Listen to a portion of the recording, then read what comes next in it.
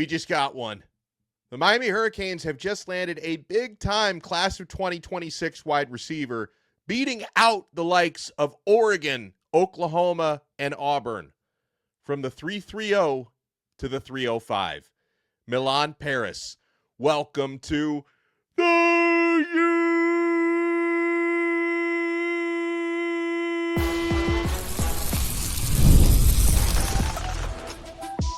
You are Locked On Canes, your daily podcast on the Miami Hurricanes, part of the Locked On Podcast Network, your team every day.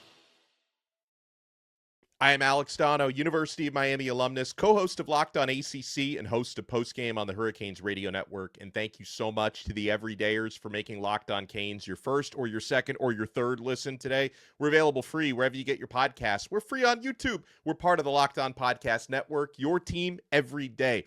Today's episode is brought to you by Game Time. Download the Game Time app, create an account, and use code LOCKEDONCollege for $20 off your first purchase. We'll talk about Miami's updated recruiting ranking now that they've just landed a big-time four-star player. We'll get a scouting report on the newest Miami Hurricanes verbal commit because, yeah, the Hurricanes have just beaten out Oregon, Oklahoma, Auburn, and Nebraska for four-star wide receiver Milan Paris, a standout player out of Walsh Jesuit High School in Ohio, 6'5", 200 pounds. Now, this is a player who was previously committed to Iowa State, decommitted from the Cyclones a couple of weeks ago.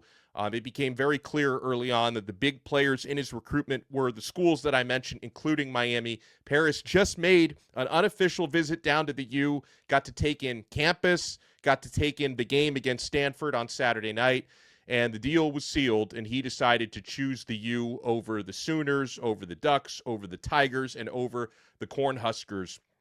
You know, in realizing it was a possibility, strong possibility, Miami was going to land this player, I went down some, highlight reel and huddle rabbit holes on Paris, got to watch some of the junior film and the senior film. This is a player who looked pretty darn good as a junior, but it's really the senior tape and the senior scouting that has really made this guy a fast riser. He's not only big, like you'll see a lot of big-bodied receivers in high school who just sort of use their size to bully other players. No, Paris is the total package, very quick in and out of his breaks, really moves well for a guy his size, and the route running is impeccable from Paris. This is a player who you watch him at the high school level, and it just screams a guy who's going to be able to get on the field early, right? A guy who's going to be one of those. And everybody, blooms differently, right? Some players arrive, and it takes them a year or two to get on the field. I think Milan Paris is someone who's going to have that opportunity to get on the field for the Hurricanes early. Massive frame, noted for his elite vertical ability and the speed. He's got a laser time of a 4.5 40-yard dash. It's 6'5", 200 pounds, 4.5 40-yard dash. It's a really good blocker. And as you know, Miami coaches, from Mario Cristobal to Shannon Dawson, the OC, to Kevin Beard, the wide receivers coach, being able to block and being a tenacious blocker at wide receiver, that is non-negotiable. That is something you need to get on the field at Miami, and that is something Miami's staff feels Milan Paris does really, really well. Now, from, the highlight tape that I watched, it was mostly him catching passes. I didn't see a whole lot of blocking on, the limited that was available to me. Obviously, Miami staff has seen him block, and they've scouted this player in person. But it's noted that he's a really, really good blocker, and we all know that is the standard that must be met if you're going to be a University of Miami receiver. Told that he models his game after Calvin Johnson. You can see that sort of, potential with his size, and Drake London, big receivers with big-time athletic traits. I mentioned this guy is someone who, has been good during his career, even as a junior, but has really been rising throughout his senior season. Has faced several Power 4 prospects at cornerback, so it's not like he's going up against cadavers. Like Milan Paris is playing against guys who are going to be playing at the Power 4 level on the defensive backfield, and he has really dominated so far this season. This is just the senior stats. This is not the cumulative high school stats. In 8 games as a senior this year, Milan Paris has 38 receptions for 1,406 total yards, 12 touchdowns. His team, Walsh Jesuit, has an 8-1 record, and they're in a bye week right now before they start the state playoffs there in Ohio.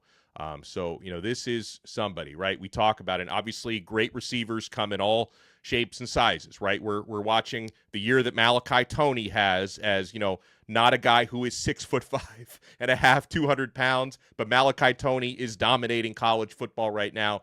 Milan Paris is somebody that I hope can dominate in the same way, but obviously with different dimensions as a big-time target, a guy who can go up, get the jump balls, get the contested balls, but also run like a gazelle and create separation. And obviously he wouldn't be the only young receiver on Miami's roster that can do that, because I obviously am really bullish on Josh Moore, who's playing out his true freshman season. Played a good role in the game this past weekend against Stanford. Josh Moore had a huge game against USF several weeks ago. Milan Paris is another one that's going to add to the size and add to that receiver arsenal at Miami. And here's something that he said to Gabby Urrutia. Shout out to Gabby, who interviewed him after his visit this weekend for 24/7 Sports. Quote, "It was great to see them being Miami, great to see them throw the ball a lot," he said. They said they didn't have the explosive game they were planning on, but I think they did a good job showing me how they could use me like C.J. Daniels, and I feel with C.J. Well, no, because C.J. Daniels won't be here next year. And I feel like I can serve in the slot and help Malachi Toney out in the future, he said. On the visit, he said, "This is definitely one of the best I've had. Every game day experience is great, just getting out there and experiencing something that not a lot of kids get to do," he said. On Miami's offense, they're definitely very explosive. They're not afraid to play freshmen, play young. As long as you know what you're doing, you'll be out there. Yeah, he watched, of course, Malachi had a big game in front of him, and Josh Moore had a nice game as well. Miami got some other freshmen on the field at other positions, like Gerard Pringle at running back. Hurricanes were able to get some of the young players out there in that game against Stanford. So mentioned he's a former Iowa State commit, decommitted. He said, "I definitely feel good. I've been really big on them being Miami even before I got here, just like the relationship that I have with Kevin Beard. He was the first coach to ever come recruit me as a freshman. I got the offer, and they hardened up, and ever since then, it's been great," Miami said. Or Milan Paris said. So a guy named after 2 of my favorite cities. I was in both of them. I was in Milan, and I was in Paris over the summer. I brought good luck from Miami landing Milan Paris, who becomes the newest Miami Hurricanes wide receiver commit. And he joins a talented class, not only of receivers, but a talented class of 2026, period. We'll talk about it, and we'll talk where Miami's 2026 class now ranks when we come back. You want to keep it locked right here. We're only getting started on this brand new episode of Locked On Canes. Guys, all the action you need is on FanDuel. The NBA is back, and there's no better place to get in on that action than FanDuel, the official sports betting partner of the NBA. Even if you missed the start of the game or you want to ride the hot hand, FanDuel has live bets on everything from who will score next to fourth quarter comebacks. Plus, you can even combine your live bets into a same-game parlay for a shot at a bigger payout. It keeps the game exciting, especially when your team's making that late push. So right now, FanDuel is giving new customers $300 in bonus bets when your first $5 bet wins. So head to FanDuel.com to sign up and play your game with FanDuel, the official sports betting partner of the NBA. We're also brought to you by Game Time. This is the only ticket app that I use. Took my son out to the Stanford game last weekend. We got our tickets on the Game Time app. I've gotten concert tickets, all sorts of sporting events, comedy shows. Guys, football, college football especially, could not be more exciting with the tailgates, the rivalries, the energy. There's just nothing like it. But let's be real. Actually getting tickets can feel like more of a battle than the game itself, with endless queues, hidden fees, and prices jumping at checkout. That's why I use Game Time, the app that gives the advantage back to the fans. It is the easiest way to score last-minute tickets at the best prices with no surprise fees. What you see is what you pay. Guys, I love how you can get the exact view from your seat in the app before buying. It's faster, it's cheaper, and it's less stressful than any other way I've bought tickets. So take the guesswork out of buying college football tickets with Game Time. Download the Game Time app, create an account, and use code LOCKEDONCOLLEGE for $20 off your first purchase. Terms apply. Again, that's promo code LOCKEDONCOLLEGE for $20 off. Swipe, tap, ticket, go! Download the Game Time app today. Thank you so much for making Locked On Canes your first listen. For your next listen, make sure to check out Locked On ACC. I co-host that show with Kenton Gibbs from Locked On Wolfpack. We take you around the conference, all the big storylines, all the big games. Locked On ACC, like this show, is available free wherever you get your podcasts and available free on YouTube. So 4-star, 6'5.5", 200-pound, big-time wide receiver Milan Paris has chosen the Miami Hurricanes over the Oregon Ducks, over the Oklahoma Sooners, who I know they had some optimism for a while because it was actually when he decommitted from Iowa State, it happened right after an Oklahoma visit. So the Sooner folks were like, wait, we're the ones who got him to decommit. Maybe they weren't actually, but the timeline kind of gave them a clue. Oregon was also trying to get in there, but then the Oregon folks, following some people who covered that program and their recruiting, they were pretty pessimistic yesterday. They thought this one was going to trend in Miami's direction. And then, of course, when you follow the timeline, the last visit a player takes before they announce, not always, but it's usually a really good sign when you get the last look and then the player, after he visited Miami, decided, hey, I'm going to announce it Tuesday night at 7 p.m. 7 p.m. is commitment o'clock for Miami. That's usually when the verbal commits come down. You had a feeling this was going to trend in Miami's direction. We just received a scouting report from the recruiting overlord. I asked Brian Smith for his scouting report on Milan Paris, and it just came through. He says, absolute nightmare when he's given inside leverage with slants and post routes. He's going to be 225 pounds at least. So Brian sees him adding size at the next level. I could see that. He's already 200 pound range as a high school senior. Tremendous blocker, Brian says. Long strider, more fluid than fast, he says. Solid route runner, but has room to grow with technique, just like he'll grow into his frame. So that's from our guy, Brian Smith, recruiting overlord and host of the Portal podcast, his scouting report on Paris. Okay, so if you look at Miami's class of 2026 verbal commits, there are some big-time receivers in this group. Milan Paris becomes the fourth. He joins 4-star SAMORIAN WINGO, 6'2", 180 pounds, out of St. Augustine. Excellent player. SAMORIAN WINGO's having a really good senior season as well. It's not just Paris who is. The other receivers in the class, he joins TYRON Evans, 3 stars, 6'3.5", 201 pounds, another big-bodied player out of Huff, North Carolina. Huff High School in Cornelius, North Carolina, I should say, and VANCE SPAFFORD, really, really talented slot receiver, 4-star out of Mission Viejo, California, who over the summer flipped from Georgia to Miami. So these are 4 really, really talented wide receivers in this class, and obviously, you hope Miami holds on to all of these players through National Signing Day. Signing Day is a little under 2 months away from this point. People are also wondering about other targets. What's going on with Calvin Russell, who's committed to Syracuse? Obviously, if you kind of follow the trends here, Russell, I guess, seems to be pretty solid with Syracuse despite their struggles. I mean, that team has really looked bad since Steve Angeli got injured. And with, a class of 4 really good wide receivers right now, I would tend to think that this is what Miami's receivers class is going to look like. I don't necessarily see them adding a 5th before National Signing Day, but I am happy with it. From Wingo to Paris to Spafford to Evans, I think this is a really, really good group, and job well done by Kevin Beard and company. I know he's not the only one. Dennis Smith, Miami's GM, obviously Shannon Dawson and Mario Cristobal have their fingerprints on this as well. There's other support staff members in the recruiting department.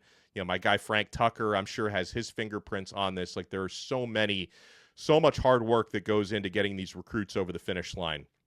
Shout out to Miami for doing a really, really good job with these wide receivers. And if you look at the total class of 2026 right now, this is Miami's 24th verbal commit. You got Jackson Cantwell, 5-star offensive tackle. Israel Briggs, 4-star tight end. Miami's looking at other tight ends, by the way, like Gavin Mueller, who's a Colorado commit, who visited this past weekend. Miami loves Briggs, but I think they want to have 2 tight ends in this class, as they often do. So they're still looking at that position. Elite edge rusher Ashari Charles out of Venice, Florida, 4-star player. 4-star linebacker Jordan Campbell out of Miami Northwestern, absolute stud. I mentioned Samorian Wingo. There's 4-star cornerback Camden Portis out of Myers Park in Charlotte, North Carolina, son of Clinton Portis, tremendous player Camden. Joel Irvin, 4-star offensive tackle. Jalen Waters, 4-star cornerback. Cortez Redding, 4-star safety. Anthony Kennedy Jr., 4-star defensive lineman. 4-star offensive tackle Ben Congdon. 3-star should be 4-star quarterback Darion Coleman. 3-star linebacker Justin J.J. Edwards, another player I feel should be a 4-star. 3-star running back Javion Mallory should be a 4. I could say it about a lot of these guys. 3-star cornerback Brody Jennings. 3-star corner Jontavius Wyman. I mentioned Tyron Evans, 3-star receiver. 3-star offensive lineman Cannon Pickett.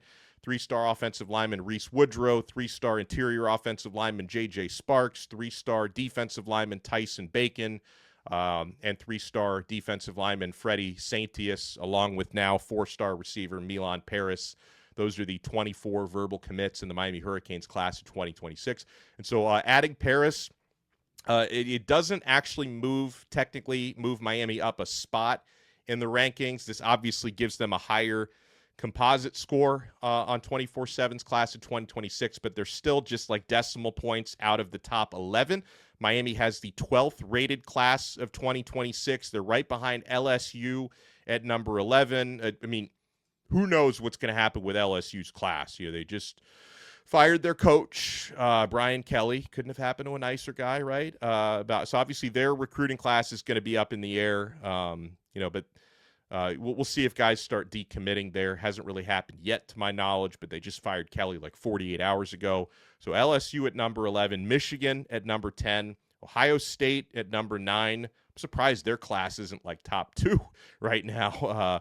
Tennessee at 8, Texas Longhorns at 7, Oregon Ducks at 6, Texas A&M at 5. Notre Dame has the 4th rated class, then the top 3 of Alabama at number 3, Georgia at number 2, USC at number 1. And then going back to Miami at number 12, Miami is right above Florida State. I know Florida State hasn't fired their coach yet, but with the spiral that they're on, you smell blood in the water. Like, who knows if Norvell's going to be able to keep that full class committed right behind Miami at number 13. Then you've got Florida at 14. They're making a coaching change. We'll see who the next head coach is, but obviously, their verbal commits committed to play for Billy Napier's staff, so who knows? Maybe they'll like the next coach even better, whoever that is, but obviously you have an opportunity to pick off some of their players. Clemson at number 15. Clemson's losing some momentum. They lost safety Blake Stewart from their class. He decommitted. He's from the Atlanta area. That's a Miami target. Miami, I think, is going to go after Blake Stewart, who decommitted from their really talented safety. North Carolina has the 16th rated class because they've got 38 commits, a bunch of 3-star players, mostly for Bill Belichick, but they do have a bunch of commits. They did steal one from Miami a few weeks ago, as we all remember. The rest of the top 20, I'm not going to go through the whole thing, but Texas Tech at 17, Oklahoma 18, Washington at 19, and Ole Miss at 20. Florida actually wants to hire a coach who didn't recruit as well as their previous coach. Lane is a hell of a coach, though. I'm not gonna talk any smack. He's a really good coach. If he does end up at Florida, he could probably do a really good job there. But Milan Paris, welcome to the U. Miami adds a really strong, physical, quick, athletic, good route running, big class of 2026 4-star wide receiver. Milan Paris becomes the newest Miami verbal commit. Thank you all so much for making Locked On Canes your first listen. I said maybe your third listen because this is our 3rd episode of the day. So thank you so much for enjoying this fun day with us. Make sure you smash that like button and subscribe. Subscribe on Apple Podcasts, Spotify, subscribe on YouTube, wherever you get your pods. And we'll talk to you again tomorrow. I know later on this week, it's either going to be tomorrow or Thursday. We're going to do our crossover episode with Grayson Singleton, who hosts Locked On SMU, does a hell of a job on that show. We're going to have our Miami versus SMU crossover episode either tomorrow or Thursday. We'll keep you dialed in on that. We'll talk to you again next time on another episode of Locked On Canes. We are part of the awesome Locked On Podcast Network, your team every day.